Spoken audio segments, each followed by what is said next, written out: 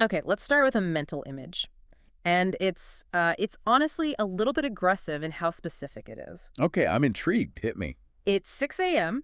You are in your kitchen. You're wearing, I don't know, a $300 silk robe.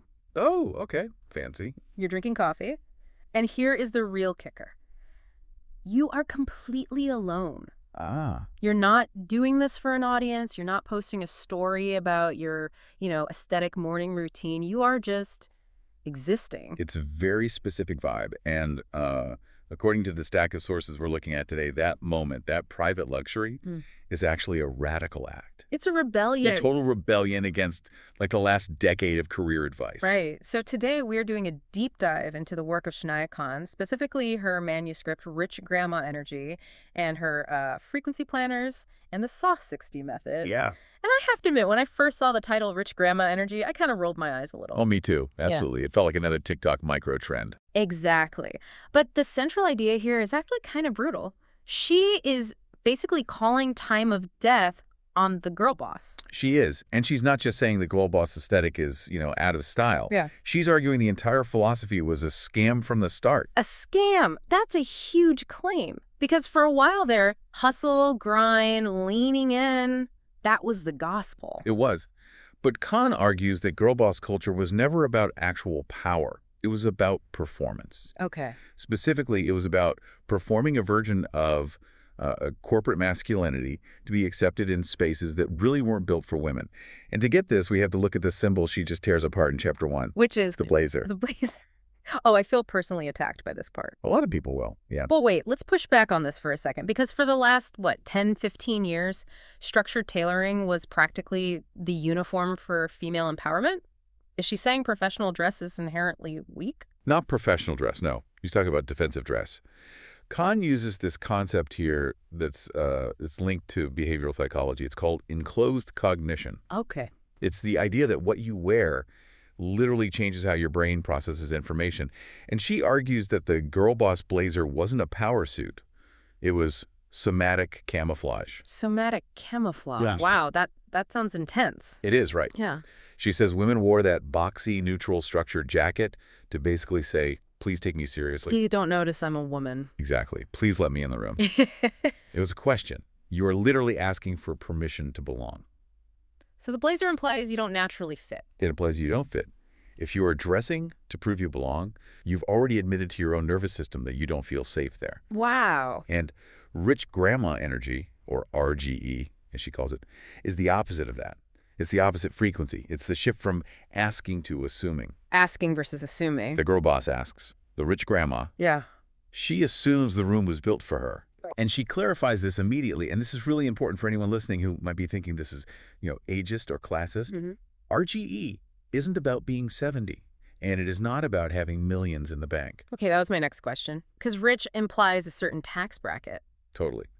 But in this context, she defines rich as a frequency of certainty. Certainty. It's about operating from a place of enoughness rather than, scarcity. You can have millions and still operate from scarcity, constantly terrified of losing it all.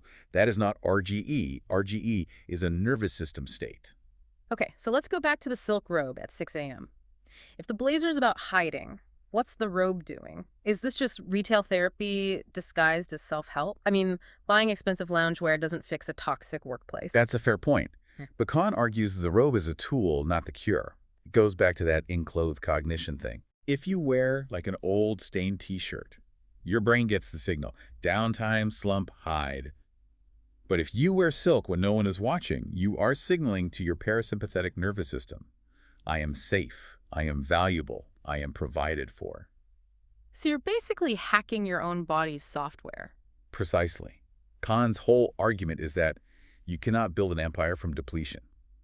If you are constantly saving the good stuff for a special occasion, you're telling your body, I am not enough right now. Right. I'm not worth it today. Exactly. But if you treat yourself like royalty in private, your baseline stress actually lowers. You shift from survival mode to creation mode. So it's not about the consumerism, it's about the signal you're sending yourself when the audience is gone. Yes. It creates a baseline of self-respect. And that leads directly into her next big concept, which she calls the goodbye theory, or exit power. This one hit hard. She says, staying when you should leave isn't strength, it's self-abandonment. It's a gut punch of a quote, isn't it? But think about the dynamic in a negotiation or a relationship. The person who is willing to walk away holds all the power. Right. The girl boss mentality was often about endurance. How much can I take? How hard can I grind? RGE is about knowing you can just go. And when you know you can go, you don't have to shout about it. Exactly. When people know you have exit power, they treat you with respect. When they know you'll stay no matter what happens, they take you for granted. Which segues perfectly into the business strategy she outlines. She calls it the Cleopatra Principle. Now, I love a good historical analogy, but this one felt bold. It is one of the strongest strategic points in the whole manuscript. So the history, or at least the popular story, is that Cleopatra didn't bother learning Latin to negotiate with Rome. Right. She made the Roman generals come to her palace in Egypt and speak her language. Which is a massive flex. But let's bring this down to earth for a second. If a mid-level manager tells her boss, I'm not coming to your office, you come to my palace, she's getting fired. Oh, she's getting fired. Absolutely. So is Khan actually suggesting we refuse to travel for business? No, it's less about the literal geography and more about the center of gravity. Khan acknowledges you can't always dictate the meeting spot, but you can stop metaphorically traveling. Metaphorically traveling? What does that mean? Like over-explaining? Precisely. It's about who is doing the emotional commute. If you're constantly translating your ideas into their corporate jargon or laughing at jokes you don't find funny just to fit in. Or shrinking your personality to be more palatable. Yes.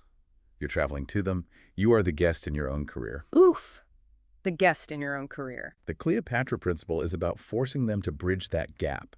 You stop code switching. You stop apologizing for your standards. You make them adjust to your frequency. She talks about the art of not explaining here too, which I think is the hardest part for most people. We feel this desperate need to justify our no. We do. Oh, I can't do that because my kid is sick and the tar broke down and I'm just so sorry. Khan says, stop. Silence is a complete sentence. Silence is a complete sentence. Explanation is performance. When you explain, you are performing your reasoning for an audience, basically asking them to validate your excuse. To say that it's good enough. Right. A person with RGE just decides. She has what Khan calls devastating standards. I love that phrase, but again, devastating standards sounds a little bit like being a diva. Is this about making demands? It's internal. It's not about demanding things from other people. It's about saying, I do not tolerate disrespect. Full stop. That's a non-negotiable. So what happens when someone disrespects you? You don't argue. You don't try to teach them or fix them. You just remove your access. That is a devastating standard, and it preserves your energy. Which leads to her whole outlook on building an empire. She called it building an empire in silk. Right. The goal is to look like you don't even work. Which is the total opposite of the current culture. Everyone wants to show how hard they grind. Team no sleep. And Khan rejects the 5 a.m. hustle culture entirely. She says success comes from clarity, not exhaustion. Right. If you're exhausted, you're operating from a survival state. Yeah. Your prefrontal cortex, the part of the brain that's for long-term planning, it actually shuts down. You start making bad decisions. So the empire in silk isn't about being lazy. It's about biological efficiency. It's about being effective, not just busy. Okay, so that's the philosophy. But the sources also include these very specific tools. We've got the Soft 60 method and these frequency planners. And honestly, when I saw Soft 60, I thought, great, another list of chores. Yeah, it's definitely pitched as the antidote to things like 75 hard. The core promise is, gentle doesn't mean weak. Gentle means unshakable. So there are 6 laws in the Soft 60. We don't need to read them like a laundry list, but looking at them, regulate daily, subtract chaos, gentle movement. Which one of these is the actual heavy lifter? I think subtract chaos is the one that trips people up the most. Really? Why? It sounds the easiest. Because we are addicted to addition. Every productivity system tells you to add a habit, add a workflow. Khan says, remove one thing every single day. Just one. A digital subscription, a piece of physical clutter, or even, a toxic conversation. It's elimination as a strategy. Right. And it creates a void. Yeah. And most of us are terrified of the void, so we fill it with noise. Subtracting chaos forces you to actually look at what's left. And that pairs with gentle movement and eating with presence. Which, again, sounds simple, but think about the biology. Gentle movement, like walking or yoga, signals safety. High-intensity interval training, while it's good for some things, signals chase or fight to the body. Okay. So if you are already stressed at work and then you go do some punishing workout, you are just double dosing your body with cortisol. So you're never actually letting the nervous system come down. Never. And you can't have rich grandma energy if your body is like inflamed from overtraining and doom scrolling while you inhale a salad over the sink. That brings us to the planners. Health is a frequency. Reading through this, it is definitely not a calorie tracker. In fact, it explicitly says it's not for weight loss. No, it's a return to self. The key insight in the health planner is this line.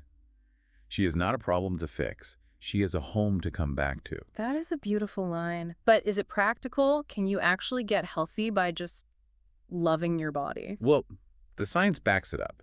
When the body's in a state of self-judgment or shame, inflammation goes up, metabolism shifts. It holds on to weight as like a protective mechanism. So this approach, Kahn's approach, the love letter to my body, is about moving from judgment to gratitude to lower that stress response. and then there's the wealth as a frequency planner. And this is where I get skeptical again. The core belief is money doesn't respond to effort. It responds to energy.